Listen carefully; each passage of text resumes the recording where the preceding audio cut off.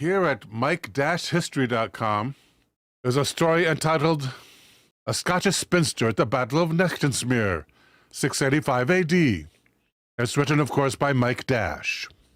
And Mr. Dash begins, being a historian, I readily admit to a special fondness for that rarest of Fortean phenomena, the time-slip case. These are incidents in which a witness appears to travel back through time in some unexplained and unexpected way, and is able to witness at first hand an event in the past. Let's fast forward here. Fast forward 1,265 years to the 2nd of January, 1950, and a cocktail party held 10 miles away in the little town of Brecon. This party was attended by Miss E.F. Smith, a lady then aged about 55, who was a resident in the village of Letham, under Dunnican Hill. According to her own account, Miss Smith left the party late, having consumed an unspecified quantity of those delicious cocktails. Driving conditions were extremely poor. It was pitch dark, and a fall of snow had been followed by rain. 2 miles outside Brecon, Miss Smith skidded her car into a ditch. There was, she insisted, quote, no question of her skid having been due to her fainting or other lapse of consciousness, nor had she been injured in any way or concussed. However, she did have to abandon her car and continue on her journey on foot, a distance of about 8 miles. Her walk was along a deserted country road, in a countryside with a few scattered farms. She had her little dog with her, but for the last 2 miles of the journey she had to carry him on her shoulder, and as she neared Letham, she must have felt fairly exhausted. She also felt nervous, for she deliberately refrained from taking a commonly used and normally welcome shortcut, because it would have taken her out of open country and alongside an area that was dark and wooded. The apparitional experience began when Miss Smith was about a half-mile from the first houses of Letham, and it continued until she reached the village. The time was getting on at about 2 a.m. End quote. In Miss Smith's recollections, the first sign that something unusual was taking place as she approached the crest of a slope from which Dunnican Hill became visible. Peering ahead, she saw groups of lights moving in the distance, which, as she walked on, gradually resolved themselves into a shadowy group of figures carrying flaming torches. A little later, a second phase of the experience began, when she noticed a second group to her right, about a third of a mile away. The third and most dramatic stage was to follow. Quote, as she watched figures even closer to her in the field, on the right, about 50 yards away,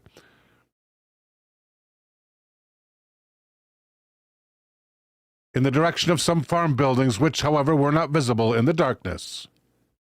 At this stage, her dog started to growl. Miss Smith said he was sitting on my left shoulder, and he turned and looked at the lights, and I thought, next he's going to bark. Continuing as fast as she could towards home, Miss Smith left the scene and the mysterious figures behind her, and went straight to bed. Only on waking in the morning did she fully recognize how strange the experience had been.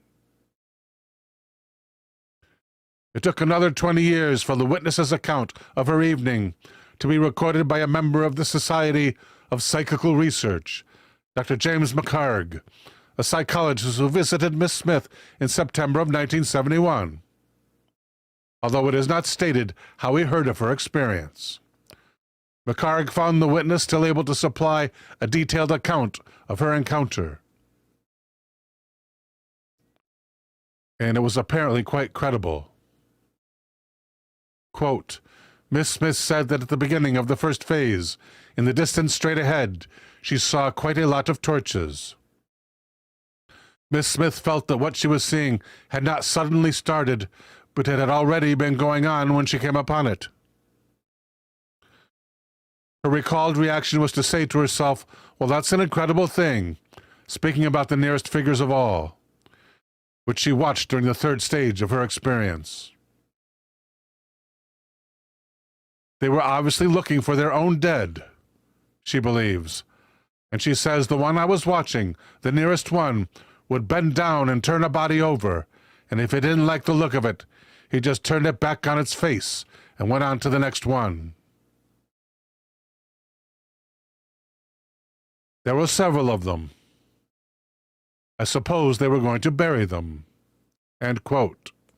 When asked about the clothing, Miss Smith said they looked as if they were, I would have said brown, but that was merely the light.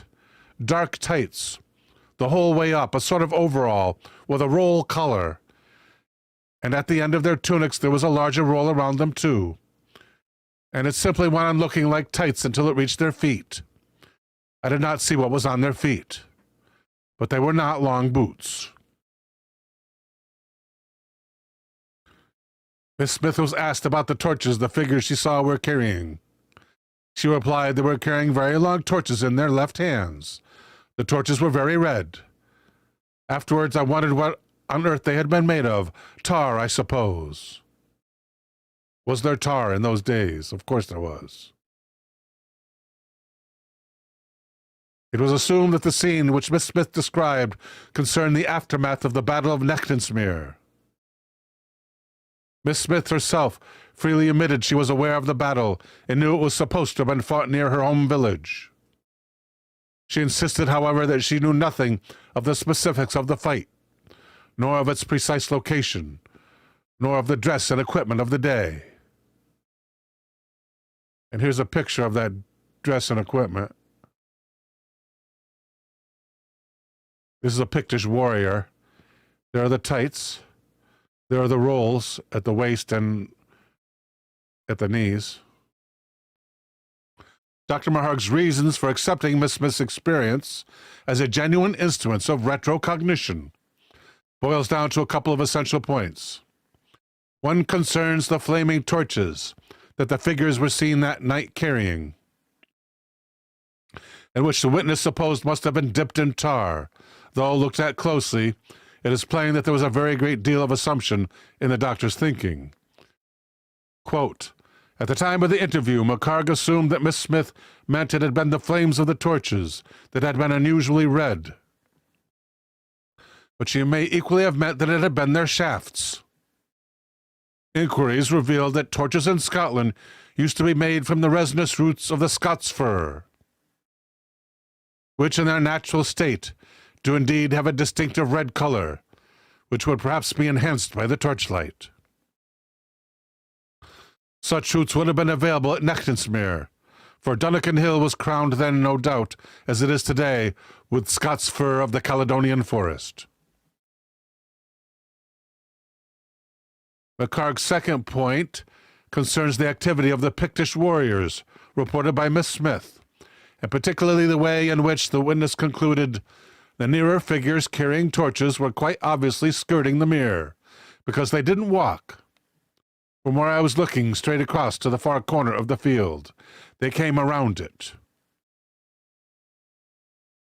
This deviation can be seen on the map Maharg prepared of the site, where it is shown by an arrow curving around the northeast lobe of the mere. In other words, they walked around a portion of the land that was boggy, I guess. And I think I tried to figure out what this was before. Here's the arrow. Open image in new tab. Here's the arrow.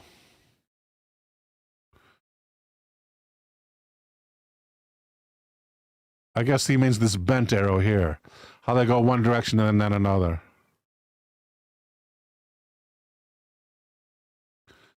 The deviation can be seen on the map. Maharg seemed to be on especially firm ground here, because the little local loch, presumably once known as Nechtanesmere, had, it will be remembered, drained centuries previously and been turned into farmland. No local knew exactly where the lake had been, and its likely contours were effectively disguised by the gently rolling nature of the landscape. Only a few years earlier, however, during the unusually wet winter of 1946, floods had partially refilled the ancient lake, and Dr. Wainwright of Queen's College Dundee, then one of the leading authorities on Dark Age Scotland, had taken the opportunity to map the vanished loch, a task he undertook with the aid of aerial photography. As Mackenzie points out, his results, published in the periodical Antiquity in 1948, clearly showed a finger of the loch projecting in a northeasterly direction, around which people moving toward the east would have had to skirt. This is precisely the sort of hard evidence a physical researcher craves. Miss Smith was absolutely adamant that she had neither read nor even heard of Wainwright's paper before she had her experience. And McHarg was equally convinced that no one but the most practiced map reader could have accurately transposed the contours of his map to the ground as it appeared on the night of 2nd of January.